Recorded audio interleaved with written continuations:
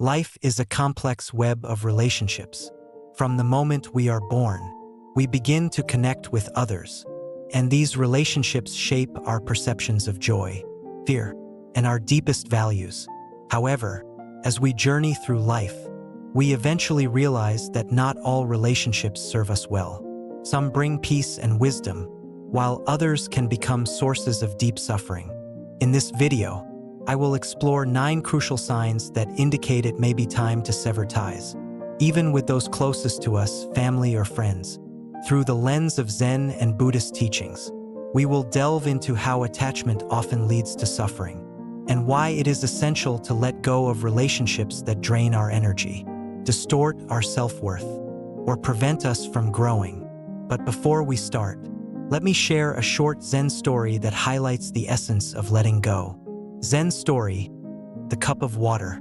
A student approached a Zen master, troubled by the difficulty of letting go of a toxic friendship.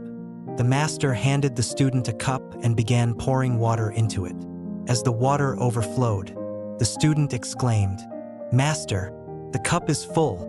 The master smiled and said, "Just like this cup, your heart cannot hold more joy while it is filled with the pain of this relationship. To welcome new happiness, you must first empty the cup." This simple yet profound lesson teaches us that to invite peace and growth into our lives, we must first let go of what no longer serves us. Let's explore the 9 signs that it might be time to release these relationships. 1. They disrespect your boundaries. Imagine yourself as a river, flowing freely, with a clear path defined by its banks. Your boundaries, like the riverbanks, are what maintain your flow and protect your inner peace. But what happens when someone repeatedly disregards these boundaries, trespassing on your space, your values, or your time? In Buddhist philosophy, boundaries are a form of self-respect. As Zen master Thich Nhat Hanh teaches, to protect oneself and others, one must draw clear lines. When people disrespect your boundaries, they are violating your very essence, causing disruption to your peace of mind. Think of a time when you felt constantly challenged or exhausted by a relationship. Have you ever felt that you had to fight for your worth? That's a clear sign that the relationship has become burdensome.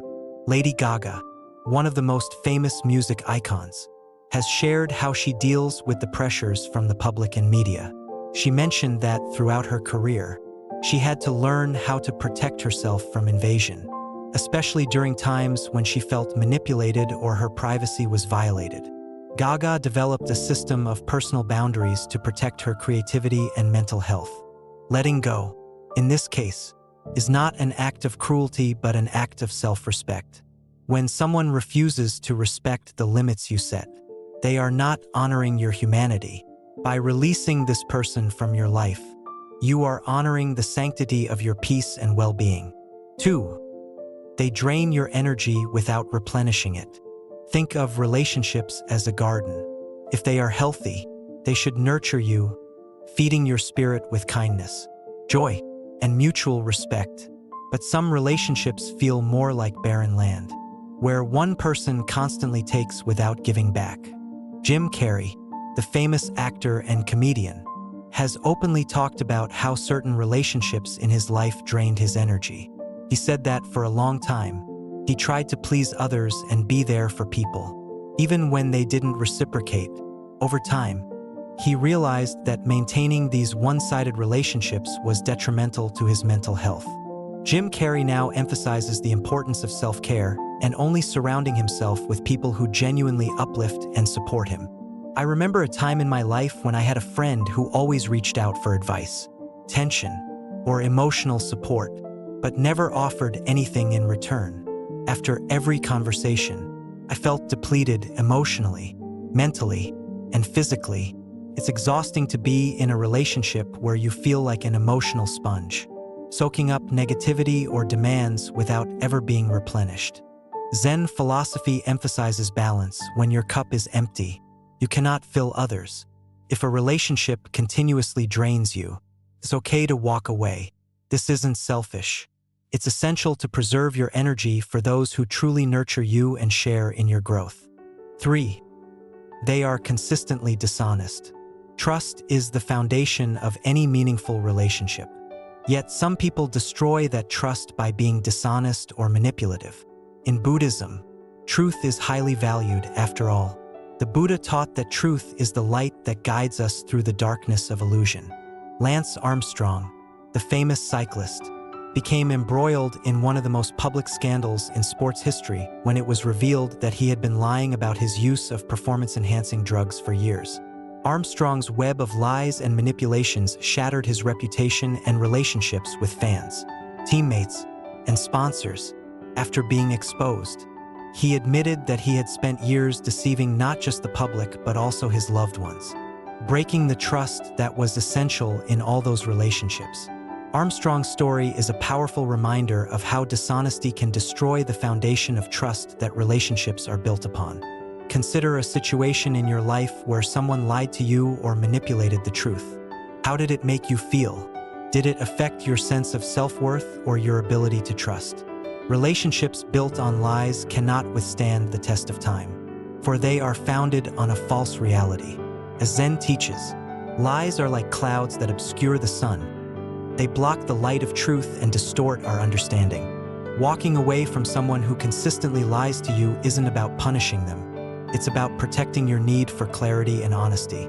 For they use you for their personal gain. Some relationships are transactional, people offering kindness, not because they care, but because they expect something in return. This is especially evident in toxic friendships, where one person uses the other as a stepping stone for personal gain. Buddhism teaches that attachment to people for selfish reasons leads to suffering. I once had a colleague who only reached out to me when he needed help with a project or advice that benefited him. I began to feel like I was just a tool for his success, rather than a friend. In Zen, we learn that relationships should not be used as tools for personal advancement but should be built on love, respect, and mutual care. Recognizing when someone is using you allows you to free yourself from their grip, making space for true, loving relationships. Elizabeth Holmes, the founder of Theranos, is a well-known example of someone who used people for personal gain. Holmes built her company by manipulating investors, employees, and the media to believe in the false promise of her blood testing technology. She used her charm and the illusion of success to extract millions of dollars from people who trusted her. Holmes's story is a reminder of how people with selfish motives can exploit others for their own gain, and how important it is to be cautious in relationships where trust and integrity are compromised. 5. They cannot celebrate your joy. True friendship and love are about mutual joy. When you succeed or experience happiness, a true friend will celebrate with you. But when someone feels threatened by your success or belittles your achievements, it shows their deep insecurity. Zen teaches that envy poisons the soul. It turns what should be a joyous occasion into bitterness. I recall a time when a family member criticized me for a promotion at work, diminishing my excitement. It was a painful moment, but it taught me that relationships which cannot withstand happiness are not true connections. If your joy becomes a burden to someone else, it may be time to release them from your life and surround yourself with those who genuinely uplift you. Taylor Swift has openly discussed the backstabbing in the music industry and her personal life, particularly in the famous incident with Kanye West interrupting her acceptance speech at the MTV Video Music Awards. She has gone through situations where others tried to downplay her success. However, Taylor Swift didn't let envy affect her. She continued to grow her career and focused on those who truly celebrated her success. With each new album release, her fans are always the first to congratulate her, and she never forgets to thank them for their sincere support. 6. They create constant trauma. Some people thrive on drama, creating unnecessary conflict and chaos. Relationships filled with constant tension prevent us from finding the stillness and peace that Zen teaches is essential for spiritual growth. When I was younger, I had a friend who seemed to bring chaos into every situation. Small disagreements would turn into massive arguments, and I often found myself caught in the crossfire. The Buddhist teachings about avoiding those who thrive on conflict resonated deeply with me, as I realized that such relationships only hindered my own peace. Meghan Markle and Prince Harry also found themselves surrounded by constant drama, especially in the British royal family and media, from the relentless press attacks to public disagreements with family members. Their lives became an ongoing spectacle. Meghan Markle has expressed that the media's and the public's negative drama contributed to her struggles. She and Harry have distanced themselves from the royal family to protect their peace and mental health, choosing to live in California away from the media frenzy. They are a prime example of choosing peace over ongoing chaos. Walking away from a person who constantly stirs drama is an act of compassion for yourself and for them. 7. They make you feel lesser. A true relationship should build you up, not tear you down. If you constantly feel belittled or criticized, then the relationship has likely lost its authenticity. Zen teaches us that within each of us is the vastness of the universe. No one should make you feel small or insignificant. Emma Watson, known for her role as Hermione Granger in the Harry Potter series, has been outspoken about the struggles she faced with self-doubt and criticism. As a young actress in the public eye, she was often scrutinized for her looks, her acting, and even her activism. However, Emma Watson has turned these experiences into empowerment, focusing on women's rights and education. She uses her platform to promote self-respect and self-love, inspiring others to reject negative judgments and stand tall in their own worth. I've personally been in relationships where my ideas, ambitions, and dreams were dismissed, but over time, I realized that I had to value myself enough to walk away. Zen philosophy urges us to honor ourselves and never allow anyone to diminish our inherent worth. 8. They refuse to grow.